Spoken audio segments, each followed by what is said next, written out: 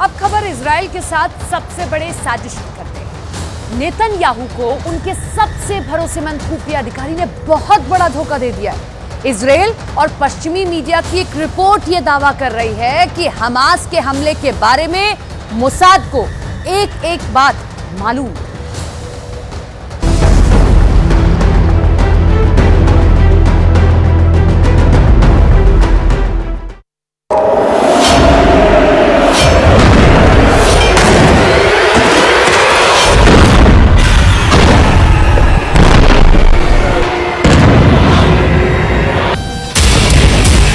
पहले 7 अक्टूबर का हमला, जब इजराइल के साथ पूरी दुनिया को इस अटैक ने हैरान कर दिया।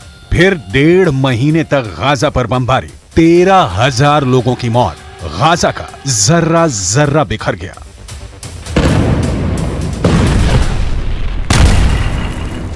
अक्टूबर बीता, नवंबर भी खत्म, लेकिन उससे पहले 24 नवंबर को सीज फायर के साथ बंधकों की रिहाई। इन सबके बीच एक रिपोर्ट तूफान बनकर आई है, जिसने इजराइल के हमास के खिलाफ चल रहे ऑपरेशन को बहुत बड़े शक के घेरे में डाल दिया है। जितना बारूद गाजा पर नहीं गिरा, उतनी आग इस रिपोर्ट में है।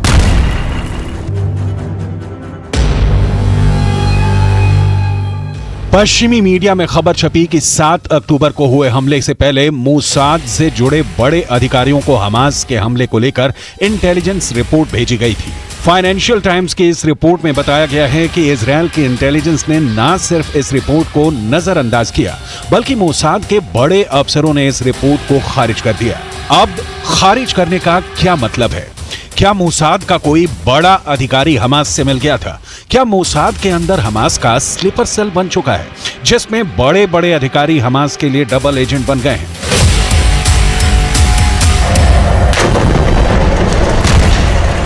7 अक्टूबर को लेकर इजराइल में बहुत बड़े सवाल खड़े हो रहे हैं और इसके जवाब जब तक नहीं मिलेंगे, बहुत सी गलतफहमियां बनी रहेंगी।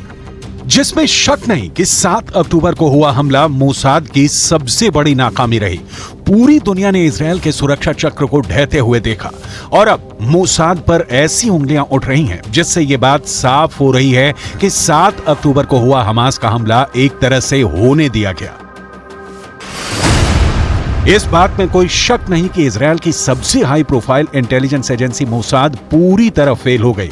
हमास ने जब 7 अक्टूबर को खुल्लम खुल्ला इजराइल पर हमला किया, तो उसने 1200 इजरायली नागरिकों की हत्याएं की और साथ में करीब 250 लोगों को बंधक बना लिया। Hamas, in a remarkable act of creativity, burst through the borders of Gaza and seems to have taken a number of Israelis hostage.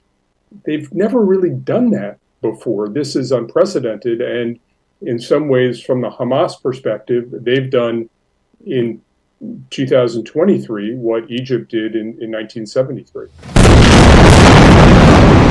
7 अक्टूबर का हमला वाकई बहुत खतरनाक था। इजराइल चंद घंटों तक समझ ही नहीं पाया कि आखिर क्या हो गया, किसने हमला किया, किसने मारा, किससे अगवा किया और कौन कहां से आकर कहां लौट गया। इजराइल का पूरा सुरक्षा अमला अंधेरे में रहा।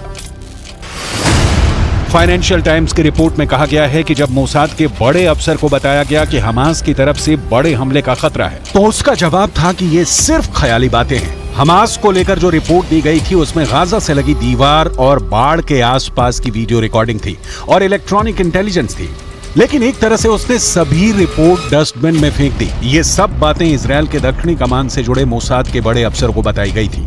मीडिया रिपोर्ट के मुताबिक उस अफसर को बहुत ही खुफिया तरीके से सभी चेतावनी दी गई थी कि हमास बॉर्डर पोस्ट को उड़ाने की तैयारी कर रहा है और ऐसा हमला कई जगह हो सकता है। लेकिन उस अफसर का रवैया ऐसा रहा जैसे ये रिपोर्ट कूड़ेदान में डालने लायक है।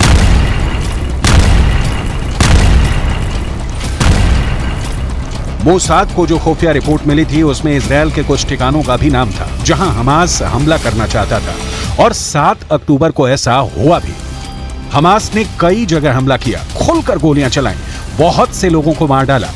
ये सब बातें मोसाद के उस अफसर को बताई गई थी, लेकिन उसने एक भी रिपोर्ट को लेकर यकीन नहीं किया। हमास के खतरे को एक तरह से जानबूझकर नजरअंदाज किया गया।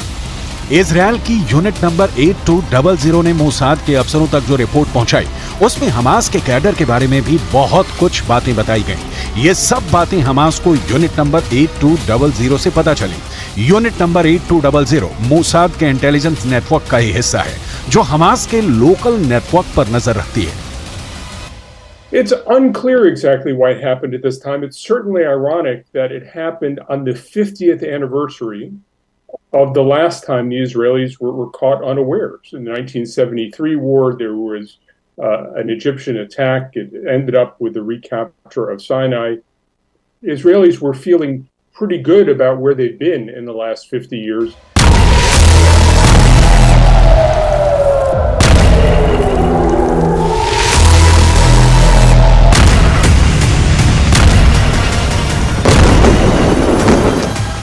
7 अक्टूबर के हमले को 1973 में हुए हमले के बाद सबसे खतरनाक अटैक बताया गया है। 1973 में यौम किपुर के दिन, जो यहूदी धर्म में पवित्र दिन माना जाता है, उस दिन सीरिया और मिस्र की फौज ने हमला करके इजरायल को चौंका दिया था। 7 अक्टूबर को भी यही हुआ।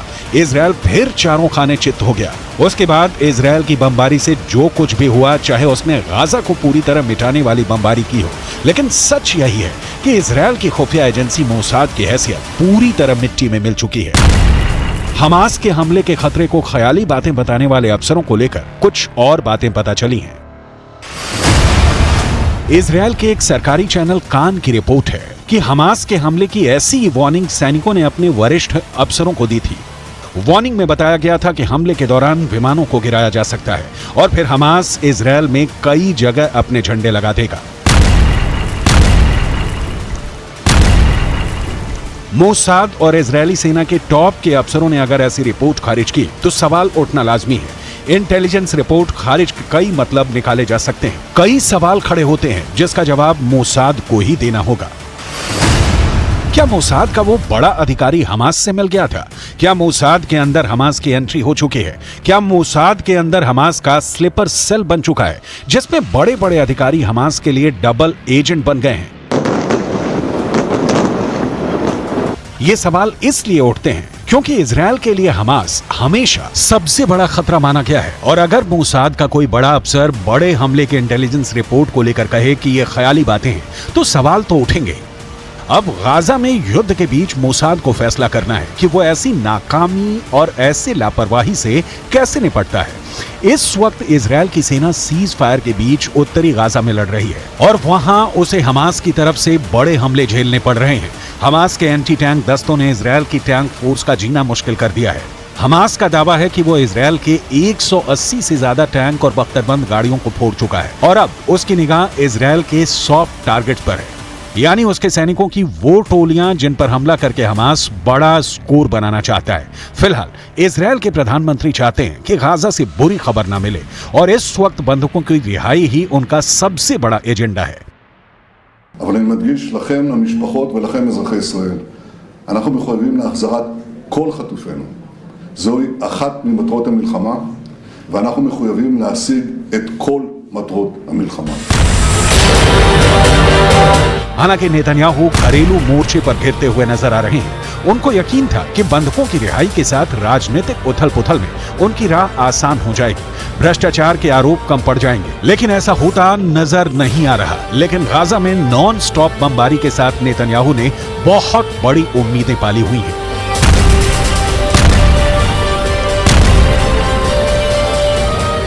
He's going to show that he's a strong leader by leading a strong attack into Gaza. His critics on the right will say he's a weak leader for wanting to stop the attack on Gaza.